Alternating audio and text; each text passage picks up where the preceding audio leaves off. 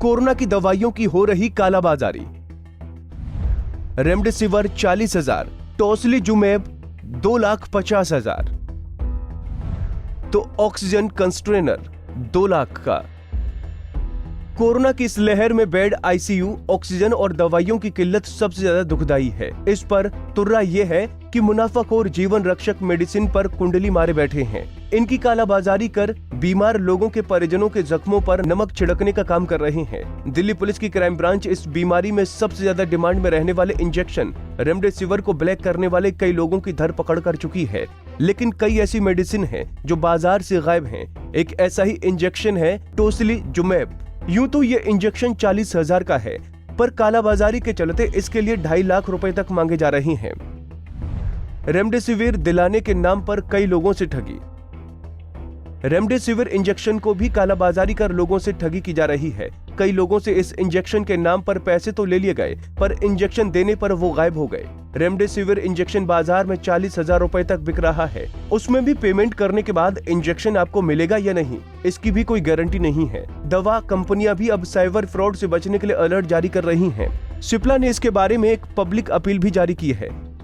कहा है कि कुछ लोग कंपनी के नाम पर फर्जी बैंक अकाउंट का झांसा देकर लोगों को ठग रहे हैं। लोग कंपनी की ओर से तय स्टॉकिस्ट या अधिकृत कारोबारी से ही दवा लें। रेमडेसिविर की कालाबाजारी और नकली पैकेजिंग के मामले भी सामने आ रहे हैं। लोगों को भरोसेमंद से ही खरीदारी करनी चाहिए। दवा की कथित सप्लाई के नाम पर खाते में पैसे ट्रांसफर करने के लिए लोगों से ठगी की जा रही है। ऐसे करते हैं ठगी।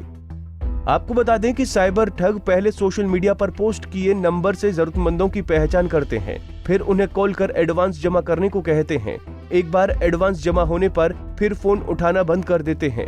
किसी भी मेडिकल प्रोडक्ट के लिए ऑनलाइन भुगतान न करें। प्रोडक्ट बनाने वाली कंपनी ने रेमडेसिविर और टोसिलीजुमैब दोनों के लिए अधिकृत वितरकों की सूची जारी की हुई है, जिन्हें उनकी वेबसाइट पर देखा जा सकता है।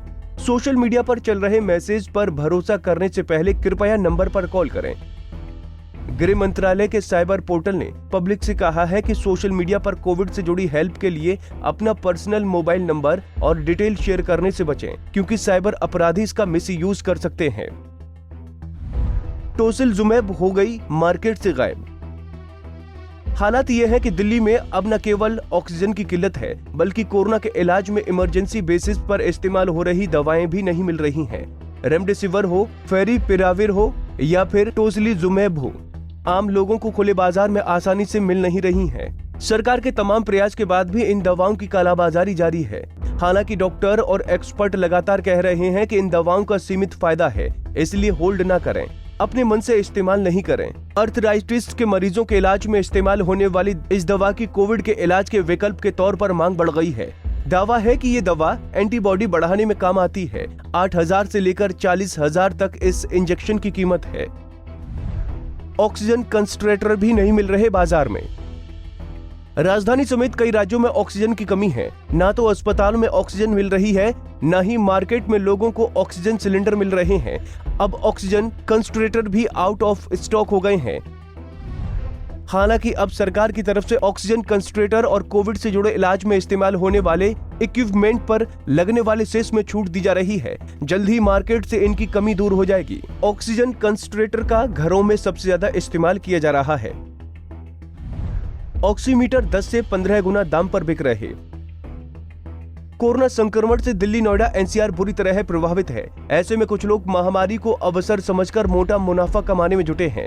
शहर में ऑक्सीजन सिलेंडर और ऑक्सीमीटर को 10 से 15 गुना अधिक कीमत पर बेच रहे हैं। दूसरी तरफ लोग ऑक्सीजन सिलेंडर भरवाने के लिए फैक्ट्रियों के चक्कर काट रहे हैं।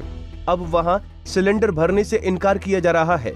लोगों का आरोप है कि ऑक्सीजन सप्लायर एक सिलेंडर 25 से 30,000 रुपए में दे रहे हैं, जबकि सिलेंडर की कीमत 8,000 रुपए है। इसी तरह ऑक्सीमीटर की कीमत 800 से लेकर 1,000 रुपए है। इसे भी दुकानदार 5 से 6,000 रुपए में बेच रहे हैं। फिलहाल अभी तक पुलिस इस कालाबाजारी के लिए कई लोगों को गिरफ्तार कर चुकी है और ऐसे में आप भी किसी तरह के चुंगल में न फंसें। अगर कोई आपको ज्यादा रेट पर इंजेक्शन, ऑक्सीजन कंसंट्रेटर या ऑक्सीमीटर देता है तो पुलिस को जरूर बताएं और इस तरह के ठगों से बचें। हमसे जुड़े रहने के लिए हमारे YouTube चैनल को सब्सक्राइब करें और नई वीडियो की नोटिफिकेशन के लिए बेल आइकॉन को दबाएं। अगर आप ये वीडियो Facebook पर देख रहे हैं तो लाइक जरूर करें और ज्यादा से ज्यादा शेयर करें। धन्यवाद।